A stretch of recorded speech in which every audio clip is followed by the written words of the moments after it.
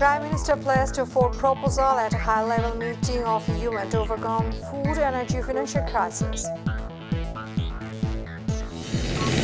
Flood situation in Zilla is unchanged. Flood water has started to reduce some pugilas.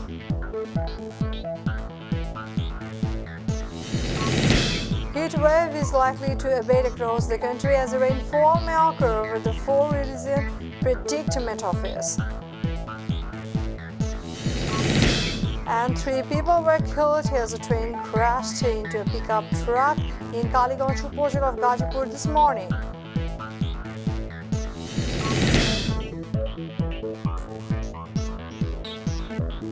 Assalamu alaikum, welcome to Mytv News. I'm Farin Speed with you in the newsroom today watching headlines. Now the details. Prime Minister Sheikh Hasina has called for strengthening global solidarity and adopting a well-coordinated response against the food, energy and financial crisis resulting from Russia-Ukraine war and COVID-19 pandemic, placing 4 proposals to tackle the situation. The Prime Minister was addressing from her official government residence the first high-level meeting of the champions of Global Crisis Response Group GCRG held on a virtual platform on Friday night. Sheikh Hasina sought effective role of the advanced economics and financial institutions to face the crisis in an effective way. She said the Russia-Ukraine war made the situation extremely volatile, while the short supply and unusual price hike of food, fuel and other commodities already put a serious strain on the lives of the common people.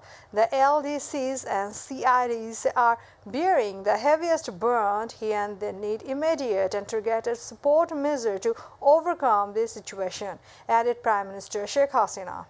The need is to address disruption of global logistic and supply chain. This will help control the rising commodity price.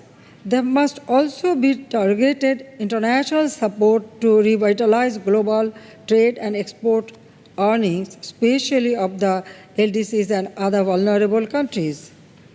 The advanced economies and multilateral financial institutions have to come forward and grant duty-free, quota-free market access and more accessible financing.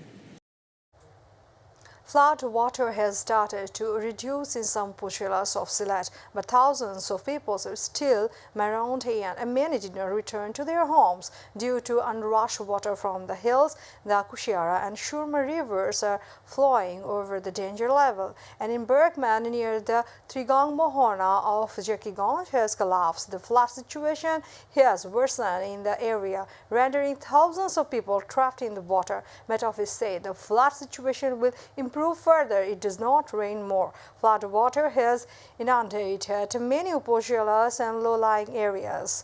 Crops of several thousand hectares of land have been damaged. About 20 lakh people of the district have been affected by flood. The government has allocated relief for the flood victims, but it is inadequate local aid.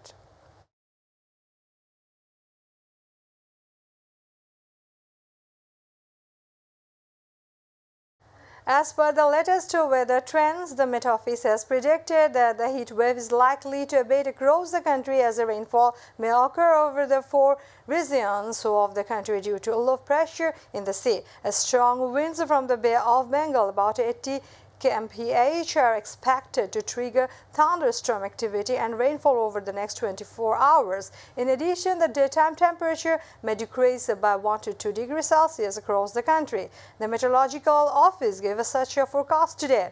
Met Office has predicted fairly widespread thunderstorms and gusty winds of 60 to 80 kmph over Kumila, Noakhali, Chattogram and Cox's Bazar areas from the west to northwest. Therefore, river ports in these areas have been asked to hoist signal Nong 2. Meanwhile, mild heat wave is sweeping over the Joshua and Shatkhira districts and it may subside.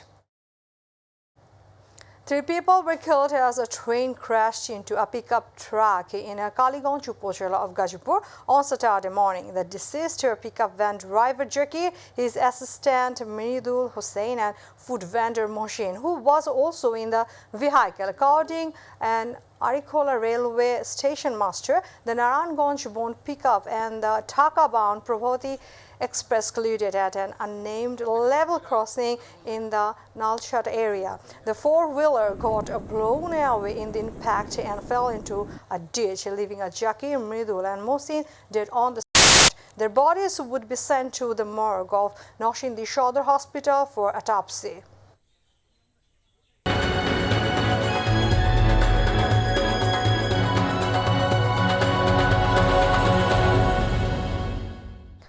Russia has declared victory in its months-long battle to conquer the Ukrainian port city of Mariupol. The last fighters defending the city Azovstal steel plant have now surrendered, Moscow officials said. For months, the troops had been holed up in the huge complex, preventing Russia from establishing complete control over the city. Friday's evacuation marked the end of the most destructive siege of the war, with Mariupol now in the complete ruins. The city and its steel plant are now completely liberated. After 531 Ukrainian troops left the site, the Russian Defense Ministry said Ukrainian President Volodymyr Zelensky said the site's last remaining defender he had been given permission to leave. Russia Gazprom on Saturday halted gas exports to neighboring Finland in the latest escalation of an energy payment dispute with a Western nation. Gazprom exporters demanded the European countries pay for Russia gas supplies in rubles because of the sanction imposed over Moscow invasion of Ukraine. But Finland refuses to do so. The move by Gazprom comes at the same time as Finland is applying to join the NATO military alliance, a decision spurred by the Russian invasion of Ukraine. Imatra is the entry point for Russia gas into Finland. And ground offensives. We are about to end the headlines once again.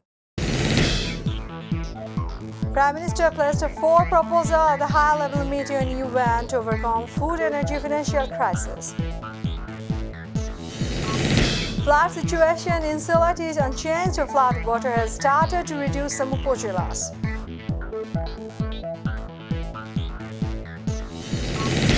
Heat wave is likely to abate across the country as rainfall may occur over the 4 regions, predicts Met Office.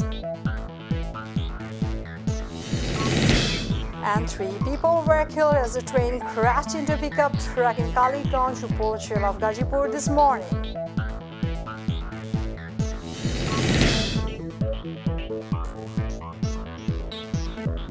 Thanks for being with us. To join with MyTV News online, visit YouTube/MyTV News. To watch all our programs, visit YouTube/MyTV Bangla, Facebook/MyTV Bangla. Next bulletin will be telecast 7:30 p.m. Stay connected and Allah Hafiz.